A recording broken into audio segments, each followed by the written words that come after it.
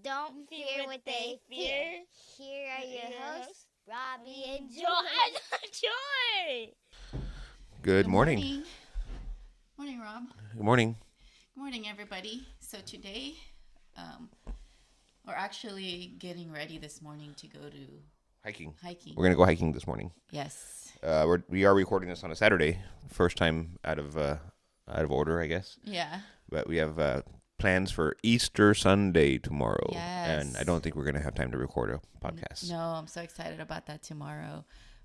Some of our friends are gonna attend church, and then we're just gonna celebrate the risen Lord. Mm-hmm. All right.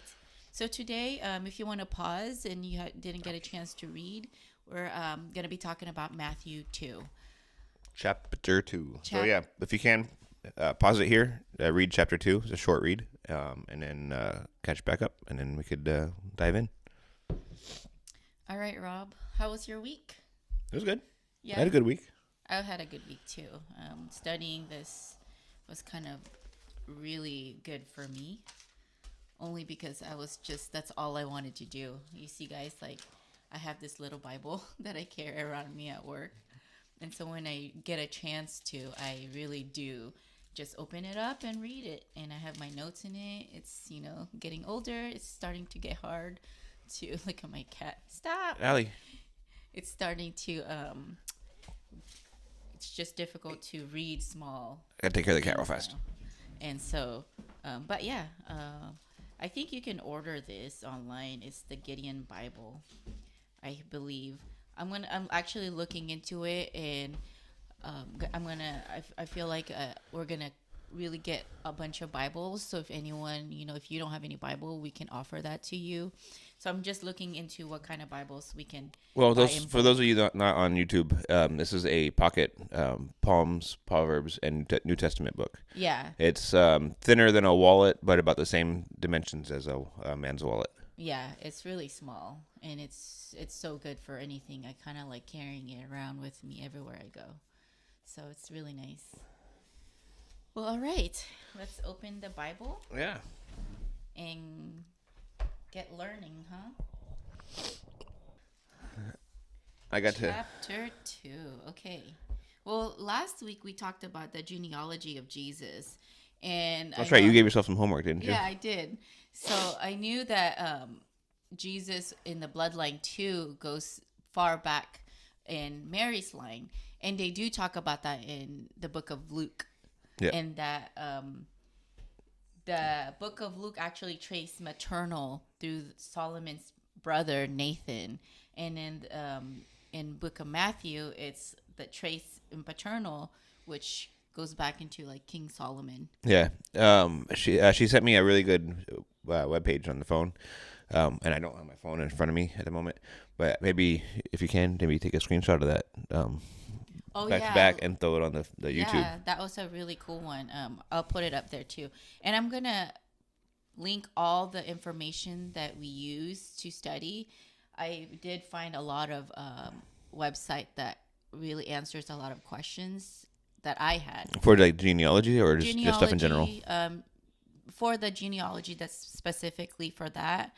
But I think there's certain reference too that you can use those website if you have any questions. And I know like Bible, what was the one that we used a lot? They draw and... Oh, that's the Bible Project? Yeah, the Bible Project. That's a YouTube channel that's, they're very, very good information. They like summarize the books of the Bible. So typically last year when I was reading the Bible, I would read a book, for example, Ezekiel. And then when I finished Ezekiel, I would look that up on the Bible Project YouTube page. And then they kind of go through it in like a 10-minute, 15-minute video explaining that book and like just all the nitty-gritty details, but pretty easy to understand. Yeah, so it's really cool. The second chapter of the book of Matthew talks about still when Jesus was little. I think still when he was. Yes. So this is it starts with now after Jesus was born. It says he's still a child. I think I at this point, part of the story is about a year to a year and a half old, probably up to about what, like 5-ish, maybe 6, in the life of Christ. And this is during Herod's when he Herod, was Herod the Great. Herod the Great. And I was reading about Herod the Great, and he seems kind of like a scary king for some reason. That's Well, first off, he's not really he's a king. They call him King Herod, but he's the king of Palestine. And Palestine is one of the regions controlled by the Romans. Oh, okay. So he's not not a submissive king, but he's been assigned king of the Palestine from from Roman control. So he has to answer to the Romans. They chose him. Yeah, So and his bloodline. So there's the Herod is kind of a title. He's Herod the Great. His son is I'm sure you have it in your notes. Herod. We'll find out. It's his son is also named Herod, but Herod something up. And then it's just that's the name of the line. So Herod. Archelaus. Yeah. Is the next one. Yeah, and there's a whole story later on that we're gonna get into with John the Baptist and Archelaus and Archelaus's brother Philip. I was just like, oh my gosh, who is this Herod? Like, I was like looking into that historic part of the Bible, outside of it, and I was researching him, and people were kind of afraid of him. And he's half Jewish. Yeah. His mom was a Jewish background, so that's why he's able to kind of claim to be king of the Jews, because he's half Jewish. He abided by some of the Jewish law. Herod was not a nice guy, like she was saying. He killed his own kids, at least one son we know of. I think he killed one of his wives that we know of.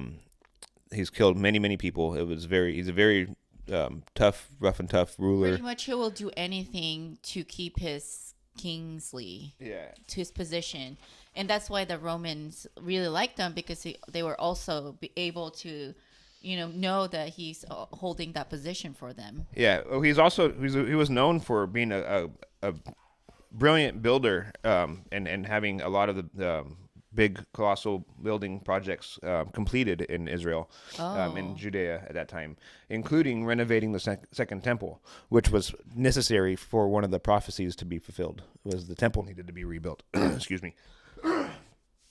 So that he was one of the many building projects that he had done completed. He also had he completed the expansion of the Temple Mount in the north. So there's things that he did that were necessary to be done, for prophecies to get fulfilled. Oh, okay. So if we go back to God knows everything, you know what I mean? Yes, for sure. Like it's like planned out what's gonna happen, even if he wasn't aware that it was for the prophecy and for God's kingdom. It was pretty much done for. Yeah. It was. Yeah. So which part are you? Well, I was gonna say I wrote it down here that in my notes that he had 3 of his own sons killed. He was a brutal dictator. They considered him an evil genius. He was prepared to commit any crime to gratify his unbound ambition. Yeah. So he was not a nice guy. No, not a nice guy. Yeah. So so when Jesus was born in Bethlehem, is in our story is the wise men came, right? Yeah. So we ended last with Joseph being born in a manger, and then now this is after the birth, and it doesn't quite say how long after the birth, but it seems to be about a year to 2 years after his birth. He's no longer in the manger. They're not going to hang out in the manger for that long. Yeah, that's true. And also too, I remember somebody asked me this, like, how many wise men? I mean, it's like a little detail, but honestly, guys, it makes a big difference in other stories when those little detail you miss. So when they asked me, I was like, of course 3. Those three wise men. Yeah. Because, you hear in Christmas stories and stuff, the three wise men, and then the three gifts that they offered to Jesus, right? However, But they never said. yeah, I mean, in the Bible, in Christmas stories and all that stuff, that it's three. It's actually, it would be interesting to ask the kids how many wise men. yeah. they So have. it's definitely, in my opinion, much more than three. They brought three gifts with them, but in my Bible, my translation, it says, when Herod the king heard this, he was troubled, and all of Jerusalem with him. I've read in a different translation something along the lines of all of Jerusalem was in a stir or an uproar. So 3 men coming to Jerusalem asking where the king is isn't enough of an ambiance. Is not enough to create an uproar, or right? to get all the that people makes sense. stirred. Yeah. So I'm thinking that it was a large mass of people that came as wise men, as the Magi came unless into those Jerusalem. 3 wise men, if there are 3, are really important, significant people that everyone knew about. If that was the case, then we would have more information as to who they are. Oh, that's true. I mean, like, maybe they're not important in the Bible, but they are during that time. Yeah, but I still don't think it would be enough to have just 3. I think Uproar. you would, because all of Jerusalem would be in an uproar over 3 people. I think you would have, because typically if somebody with importance like that would move around in a caravan, right? You'd have people taking care of them. You'd have security. You would have like the entourage. That's the word I was looking for. An entourage.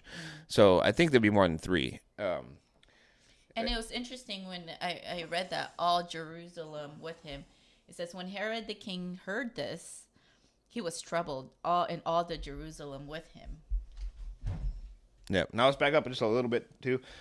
So when the Magi, the wise men came, they came from the east to Jerusalem, and they came saying, "Where is the king who has been born King of the Jews? Where is he who has been born King of the Jews? We have seen his star in the east and have come to worship him." They don't say how far east. I do have some notes when I was looking into this. The Greek word for wise men is in this instance is kind of saying astrologers. They were star. Our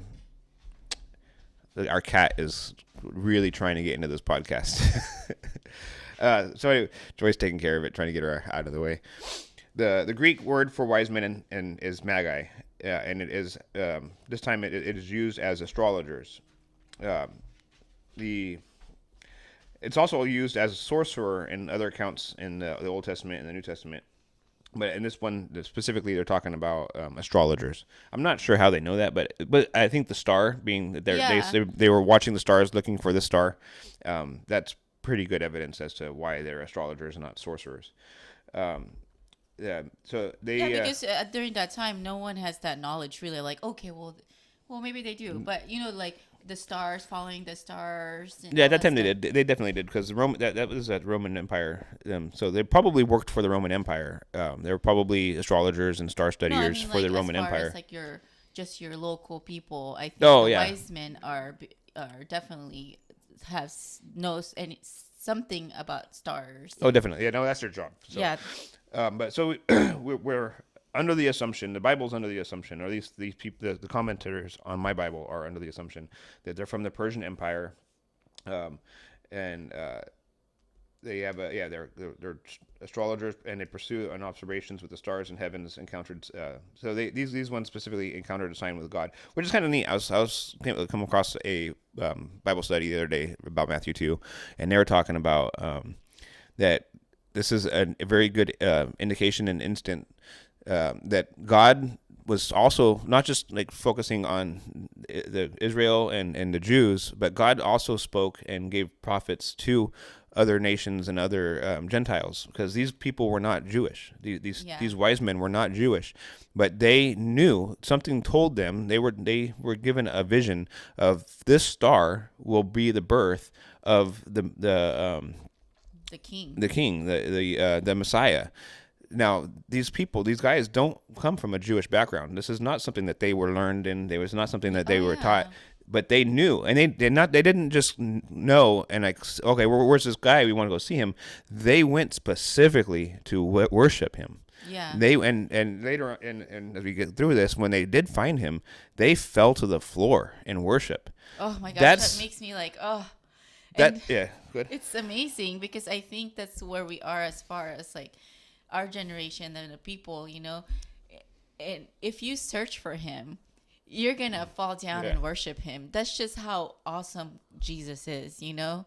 And just that imagery of this wise man and then not knowing who he is and just searching for him and saw Jesus in a baby form, you know, and and fell down. And that's how I feel. I remember being saved the first time and I'm like, how could I not want this for myself, you know, and how can I not want this for everyone that I know? Because it is like the love that you've been searching for, the answers is Jesus. It's, you don't always get it all at the same time, but man, it's so great. Thank you for that, Robbie. That's Yep, awesome. I thought that was pretty interesting. Yeah. So anyway, these wise men, they came in to Jerusalem, asking where the king of the Jews, the newborn king of the Jews is, and they. So another thing that kind of to note here is that it doesn't quite say, but it kind of hints at that they followed the star from the east, and they lost the star. The star was gone because they ended up in Jerusalem. So as they're coming from the east and they're looking for the king, following the star, if the star disappears and gone, they kind of look at each other like, okay, so we don't see this anymore. Where should we go? Well, okay, well, all the kings are in Jerusalem. That's like the biggest city in this area. Let's go to Jerusalem. Yeah. They go to Jerusalem and they ask, where is this king? A king was born to you. Where is he? We want to worship him.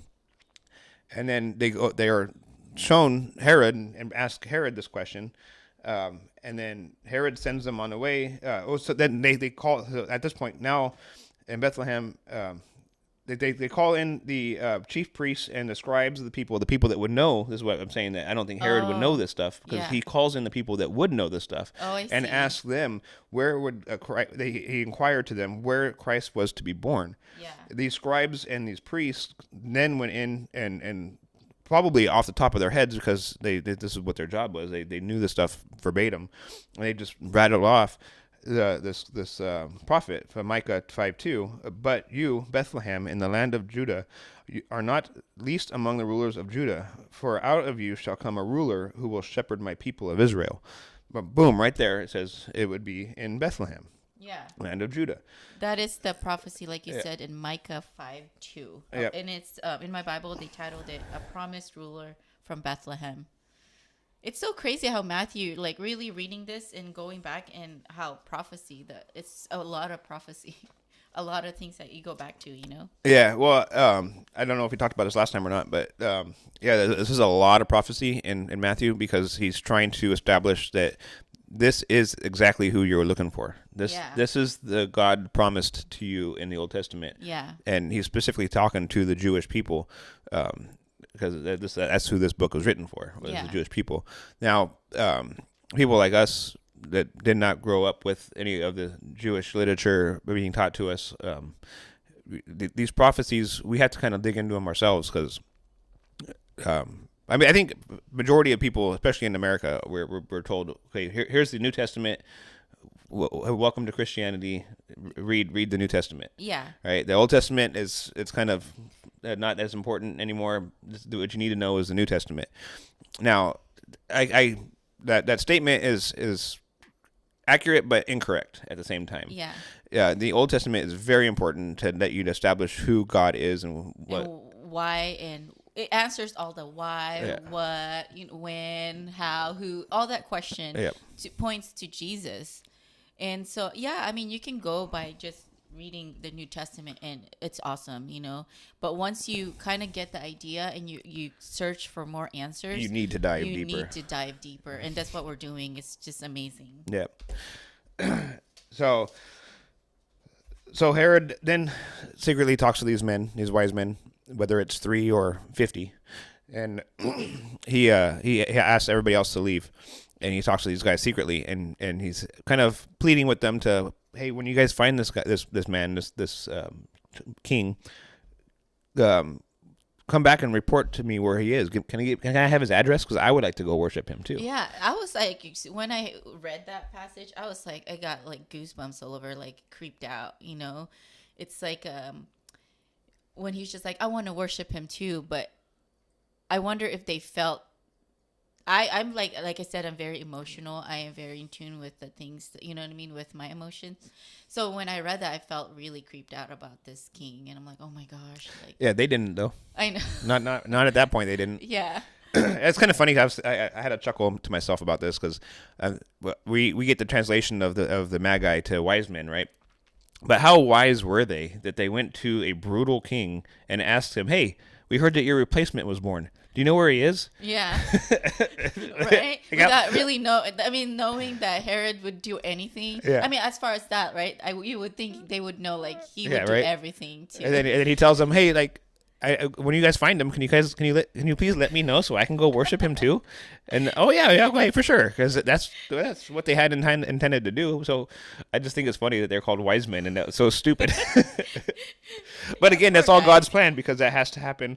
Yeah, that has to happen in order for other prophecies to be fulfilled. Yeah, it has to happen. And so where are we now? And then. So then they left. So back to the star being disappeared, right? So they were traveling from the east, going west, and came across, following that star. At some point that star left. It doesn't say this in the Bible, but it makes sense because they ended up in Jerusalem. So they ended up in Jerusalem because that's where they figured, okay, well, that's where the king would be. If anywhere, he would be there. So they go to Jerusalem.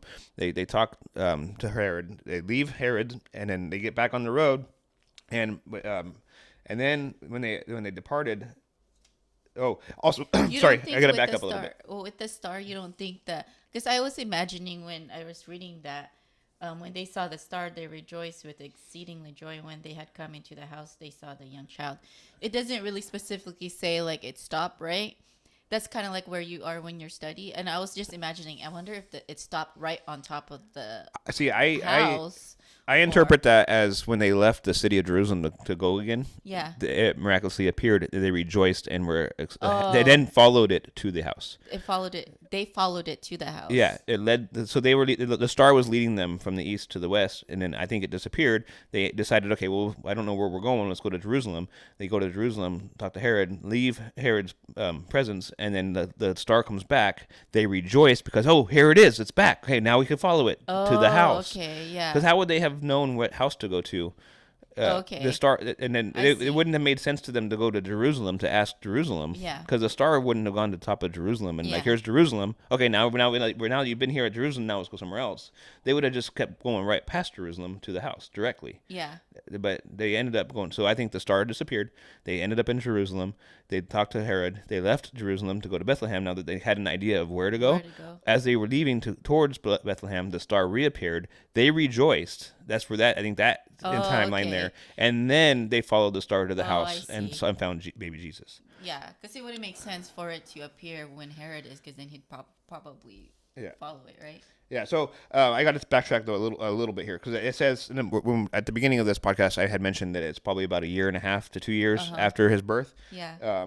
The wise men determined. So Herod then he had secretly called the wise men and determined from them what time the star first appeared, and sent them to Bethlehem and say, go and search for the child.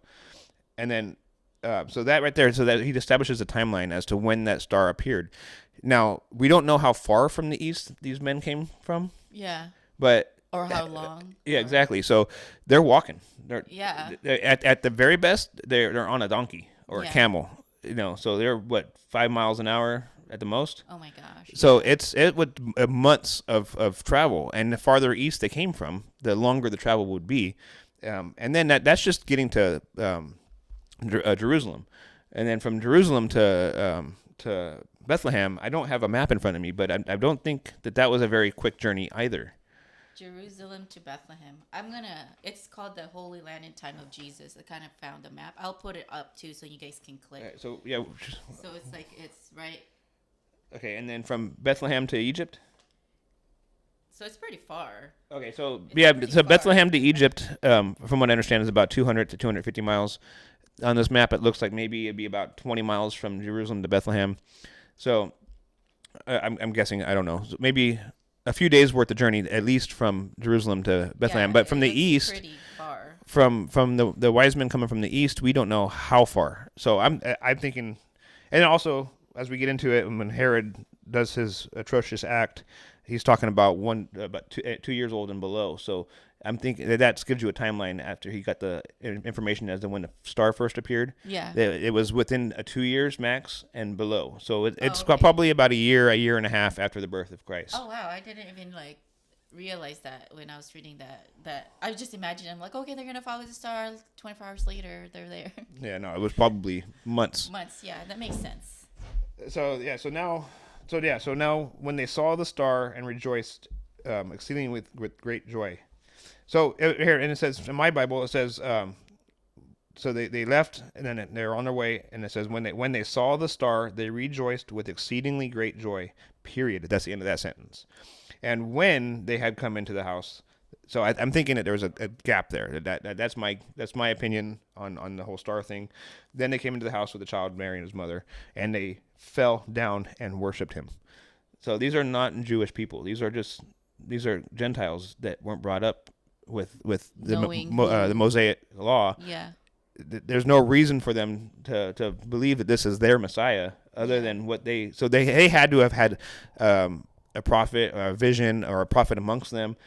God spoke to these people, and that are not Jewish. Yeah. And this is not the first time. I think way back in Genesis, the Melchizedek is a priest, a godly priest before the priesthood. Oh, okay. So he was not a Jew. He was not a priest, but he was a priest of God. So much so that Jesus isn't of the priesthood of Aaron and his sons. Jesus is in the priesthood of Melchizedek. Oh wow! Outside of the Jewish oh wow! Priesthood. So God has planned for people that are not of the Jewish. I think the Bible just very narrows the story down into because it's about Jesus. This is about Jesus. Yeah. But there's so much more that God has done, and so like he's like an overseer of everything. Yeah. So we only have so much information that we could put in this book, and it's not really all that other information is very not really relevant to the story of Jesus, our Messiah, our Savior. So I just wanted to bring that to a point that there's much more to it than what we have. Yes. But God's just narrowed down this story so that because it's importance to us. It's because it's the most important. I believe. The Bible is about Jesus and what he can do to save everybody. And all the other ones, we're going to find out anyways what happened and how God is bringing everything together. Because can you imagine if there was like, Bible volume 5? Yeah, right. How much confusion that would cause. Like reading this Bible, it takes a lifetime. Guys, it's like we're on our second year of reading this Bible, and you can't read it once. No, it's so crazy. So can you imagine that? Like if God decided, okay, this is the story of the Messiah. This is the most important, volume 1, and then all these other stories. That is gonna create confusion, And so I'm excited in the future to sit down with Jesus and be like, okay, Lord, tell me everything. Yep. So so. After they fell down and worshipped him for, I'm imagining that it was more than just like fall down and worship and get back up again. It was probably a good amount of time that they were on the floor. Oh, it also says that they came into the house. So you could obviously know that they're no longer in the manger. Yeah. They're in the house. They're in a house. Yeah. They've established themselves in a home in Bethlehem.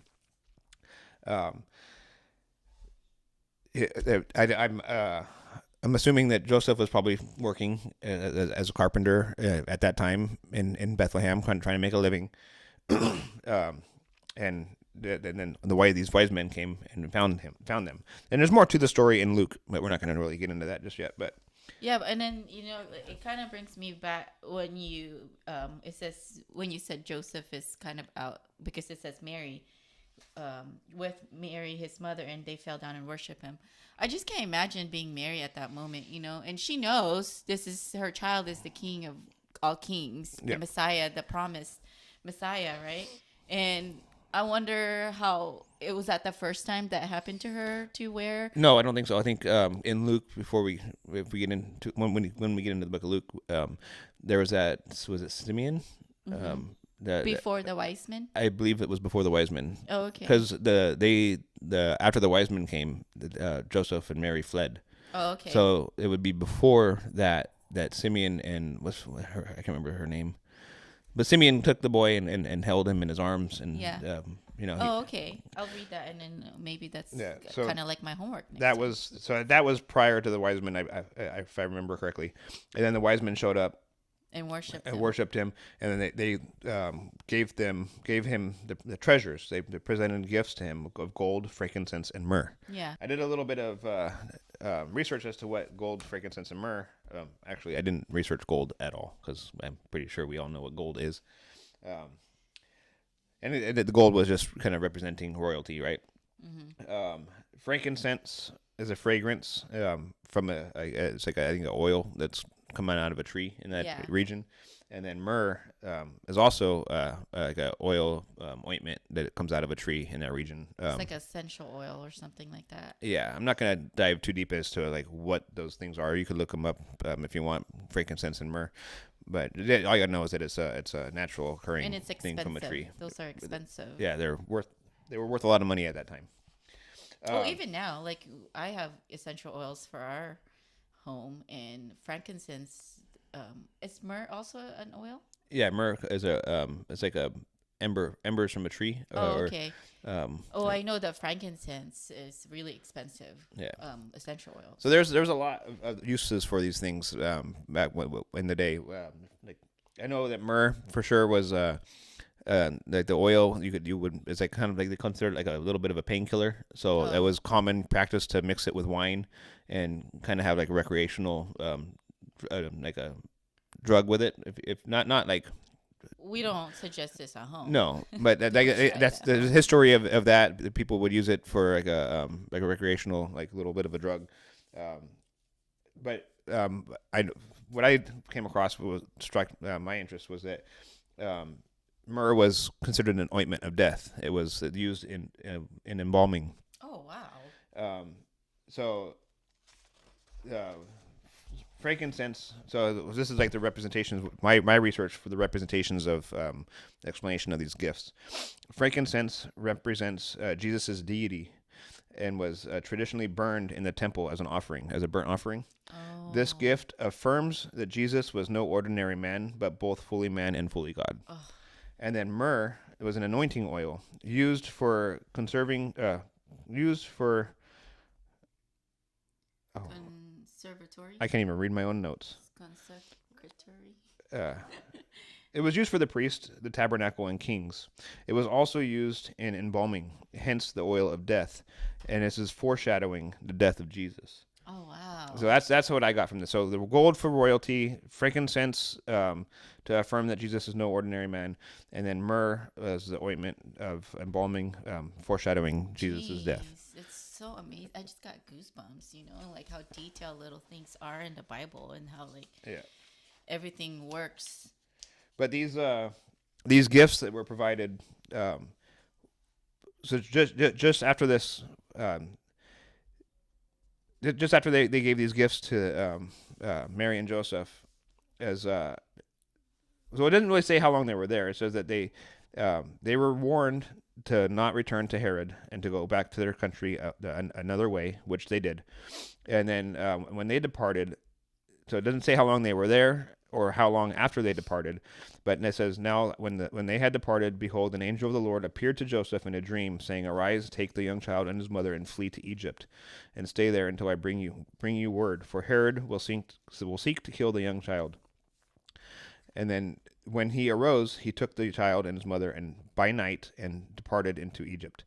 So I think the financial resources that came from those gifts is what paid for that flight. Okay. Right? That made it available. Yeah, because like earlier I said, it was about 200 to 250 miles from Bethlehem into Egypt. Uh-huh. So that was a long journey. A very long journey. And imagine having like a 1.5-year-old. Is it really 200 miles? Yeah, from what I saw, from what I You were researching? I didn't look it up exactly, but that's just what I And if you guys are listening and could look if it you up. have anything, look it up. I don't have my phone on me, but let us know.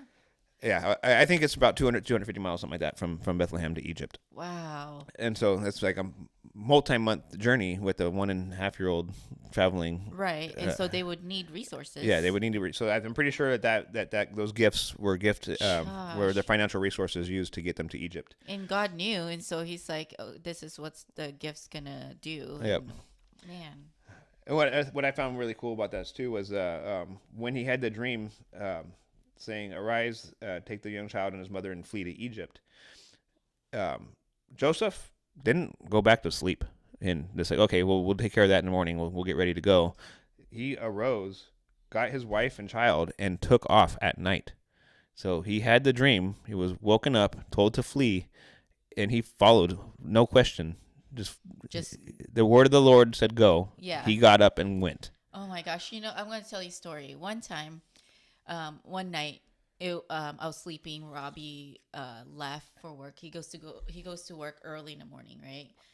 And so I just hear joy, and I'm like, I got up. I didn't feel freaked out, but I heard the voice of my name, Joy, and I'm like looking around, and I remember saying what, and then at that moment I heard God's voice, not that verbal, not like the joy part. But pray for your husband, right? And then I was like, okay.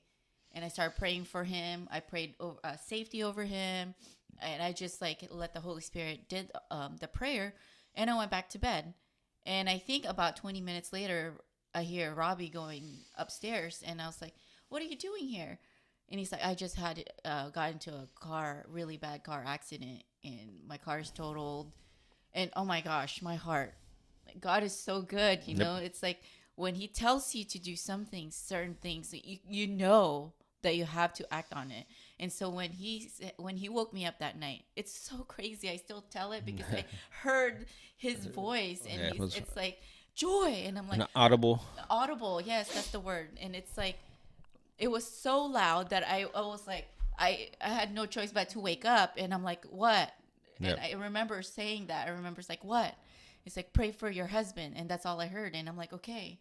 And then and then you had that accident. But it totaled I got hit. There was a 3-car accident. The guy behind me rear-ended me and hit another guy, and then it spun me out. And we were all doing like 70 on the highway. Yeah. And I got spun out, and they T-boned me because they hit me in the rear of my car, spun me around, and then I got hit in my driver door of my car, and then we ended up all on the side of the highway together. And I walked away without a scratch. Yeah. I think all of us walked away without a scratch. Just 3 cars totaled. Yeah. Oh my gosh, it's so crazy. Oh. Yep. Thank you, Jesus, for prompts. You know. Yep. So he woke up from a prompt. Hey, take your child and your wife and go. Yes. And so they did. They left by night and parted for Egypt, and they lived in Egypt until the death of Herod. And then that also fulfills the prophecy. I don't have the number written down, so what this prophecy is, but it says, "Out of Egypt I called my son." Oh yeah, I have it. It's titled in my Bible, "God's Love for Israel" in Hosea 11:1. Okay. So that's another prophecy that was fulfilled. Yeah. So Herod, being the evil, crazy guy that he was, he realized that the wise men did not come back to him. Yeah. And he took it upon himself to, okay, well, they said that the star came down within the last 2 years. So any boy 2 years and below, he needs to be killed. Yeah. And so he knew that the boy was from Bethlehem. So we don't really know as to how big of an area. This cat is really trying to get out. Oh my gosh, the cat. The guys, right now it's the lights. You know what's funny, because every time we talk about Herod, she's up on it. She doesn't like him. She's like, who is this? Or she's trying to rule this house like him. I know. You know why I like dogs better than cats? Why? A cat would kill you if it could. Allie won't though. She's so sweet. A dog would never have that. Like, they want to be pet and lick you and love you. And cats are devious. Yeah. If a cat had the ability to kill you, he probably would. Not my alley. So okay, all right, focus. So now we're in the Herod trying to kill, not trying. So yeah, so he sends he sends people out to go kill all these 2-year-olds and under. In hope that it would kill the Jesus, pretty much, right? He doesn't, and he's unknown to him at this point that they left. Yeah. So it doesn't say how big of an area that he had people killed, but and then I was listening to a podcast that was saying that there's no historical records of this happening, but there's also a lot of historical records that the Bible has proven true. The Bible claims things that have happened that have historical records to prove that they're true, enough so that it wouldn't necessarily have to be doubted, because it could have been a small area, Bethlehem. It could have been something that was just not records kept. Yeah. Maybe he didn't want the records kept because it would be a bad thing on his name. Yeah. Or hasn't been found yet. Exactly. They keep finding more stuff that proves the Bible to be accurate. Yeah. So I think that there's no historical records on this genocide doesn't necessarily mean anything. That doesn't mean it's not true. Exactly. But it is true for me because it's in the Bible. Yeah. No. So we don't know how big of an area or how many children at that time had been killed, but you could pretty much suspect that it was a lot. Yeah, that's so sad. Oh my gosh. And that in itself is another prophecy fulfilled, which is a voice was heard in Ramah, lamentation, weeping and great mourning, Rachel weeping for her children, refusing to be comforted because they are no more. That's in Jeremiah 31:15. And I think that's why I went back to when that happened, the massacre, right? The massacre of the innocents. I go back to the question I had. It's like in the beginning in Matthew 2:3, when King Herod heard this, he was troubled, and all Jerusalem with him. So I kind of all Jerusalem was troubled because they knew if Herod King would Herod, be. Oh, that's a good. I didn't think about it that way. Yeah, so like if King Herod knew about this king, they knew that he would do everything in his power to destroy anyone that's trying to overpower him. And so in that moment, I was like, that's the reason why they were afraid too. And I think because that makes sense. It doesn't matter, right? Like he will do it. And so when that happened, I was like, that's why they're afraid. Yeah. I didn't think about it that way. That makes perfect sense too. Yeah. And so now like the massacre happened, which is super, super sad. You know, though, like I thought about this and I was like thinking, man, like how sad it is even now, you know, when people kill children or hurt children, and it's just so heartbreaking. But like I always remember that God has a bigger picture, and he knows like all these innocent children, they're in heaven, you know, and that they are with Jesus. They're better with him than they would ever be with us, you know. And I'm just holding on to that. It's like, it's so sad. I'm still like so sad about that. I know it happened a long time ago, but I'm just like, man, my heart, you know, breaks. Yep, it happens all too often still. Yeah. And so now, in the last of this part of chapter 2, the home in Nazareth, right? So, yeah. So, again, it doesn't tell us exactly how many years they lived in Egypt. I think you could deduce through other information that we have, it was probably right around 5 years of old when King.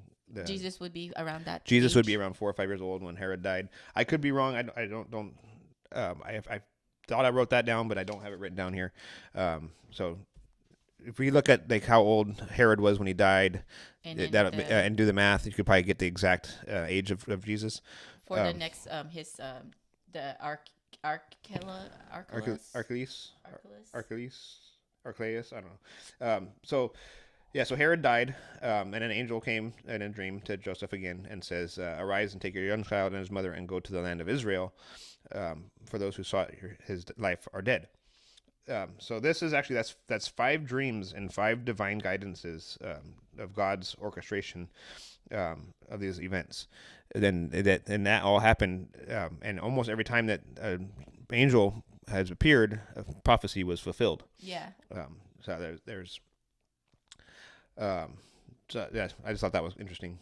So they leave out of Egypt. I'm sure Mary's like, what the heck again? Oh, I know. Poor Mary. And so they don't. It doesn't say exactly where in the land of Israel they're heading, but they are. I'm thinking they're going back to Judea. Judea. Mm-hmm. No. Yes. So you're heading back to somewhere in Judea, and then on their way back to Judea.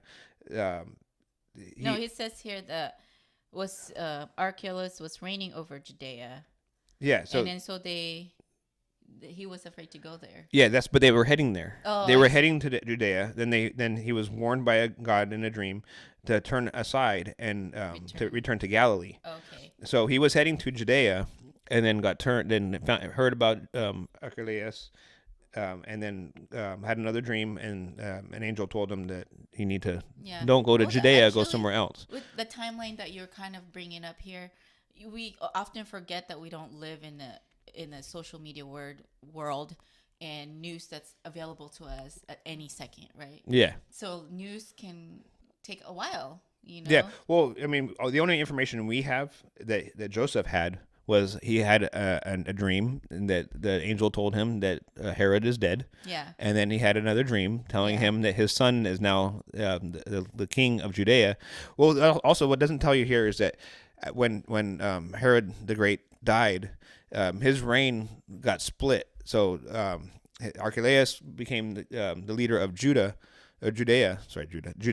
and then his other son Philip, I think, was the one that was now reigning over Nazareth. Oh. And then I think some of his children split up the reign of that area. So instead of one person, that's why Joseph and Mary were in Egypt outside of his prosecution, and then. Now that he's dead, his kids kind of split up that area, and they each reign over different areas of that. And so he was going back to Judea, and then God told him, "No, go to Nazareth," and which would fulfill the prophecy. Region of Galilee. He will be called a Nazarene. Yeah. This doesn't tell you that that's where Joseph and Mary are from originally. So they were not going back home. Originally, they were going back to Judea, and I don't know why. I don't know what they had for themselves in Judea, but Joseph had built a house in Nazareth, in Galilee, right? That's where him and Mary are from. When Mary was first told that she was going to be the mother of the Lord, that was in Nazareth. Oh, that is so crazy. And then the reason, I don't know if we touched on this or not, but the reason why. I forget in the last podcast, the reason why they left Nazareth and had Joseph born in Bethlehem was because Herod wanted a census. So they had to leave Nazareth, go to Bethlehem to be counted, because you have to go to your ancestral homeland. Joseph's ancestral homeland was Bethlehem. So they left Nazareth, went to Bethlehem. That's where they gave birth. And then they had to go to Egypt to escape Herod, and then they were coming back to Judea. I don't know why Judea. We might learn that in Luke. I forget, but they end up heading towards Judea to go build a life for themselves in Judea. And then the Lord said, "Go back to Nazareth." And so they went back home to their original home. Wow, circling them back. That's crazy. Yep. All right. But yeah, we're at the end of chapter 2. Yeah. This one might be a longer episode because I think this might be like the precedent of where we're going to be at with these episodes, because the more I research into this stuff, the more I have to talk about. I know. Again, last time when we were talking about it, he's like, "Yeah, let's do 5 chapters each podcast." Yeah. Like I said, originally I didn't really want to do this. I was doing it just to help her. I know she really wanted to do it. So I was like, oh, well, if I could just do like research on 5 chapters at once, we can get it over with sooner. And, what a mistake that was. We're here probably 45 minutes-ish right now, or maybe an hour. Well, it's because you know what, you guys, like, I know Robbie, right? And so when we talk, he helps us. I mean, he helps me like understand a lot of things, and he has a lot to talk to me about. So knowing that, I was like, okay, 5 chapters if you want, but yeah. And look, we've been taking a long time in one chapter, which is I really, really enjoy because Robbie is full of knowledge and he researched different the way I do. So I'm hoping you guys are learning. And next week, we're going to be Chapter 3. And this one, we get to meet John. That's going to be interesting. Yep. And so, again, I'm going to link the websites of all the things that we talked about today. That way you can do your own research. If you have any questions, if you have any feedback or anything you want to add to us, to what this, first of all, we want to introduce you to. There's our crazy cat. Our crazy cat. If you're not on YouTube, if you're on Spotify, you won't see this, but go back on our Instagram, you'll see our. And now cat. She doesn't want to be on camera. Yeah, exactly. She's just doing whatever she wants to do. So yeah, chapter 3 next week, and we're gonna get ready to go hiking today. It's our uncle's birthday. Mm-hmm. Happy birthday, Tito June. Happy birthday, Tito June. And then I'm also gonna add a little video of our hiking, so stay tuned to that for that. Mm-hmm. And then you guys have a wonderful weekend tomorrow. Yep. Happy Easter. For us, it's Easter tomorrow. Oh yeah, it'll be a couple weeks before you guys see this, but yeah. I hope you had a happy Easter. Yes. And then I hope and pray that you guys will get to know Jesus, because he is the most awesome. He is everything you could ever need. He is whatever you think that you need at this moment is Jesus. Okay, guys? And so I wanted to always leave with a Bible verse. And I didn't really pick anything today. And I just wanted to just go back to John 3:16, since tomorrow is Easter. For God so loved the world that he gave his only begotten Son, and whoever believes in him shall not perish but have an everlasting life. So I pray for you for that, and I hope that you have a blessed week, blessed time, and we'll see you next time. Love you guys. We love you. God bless. Bye. Peace.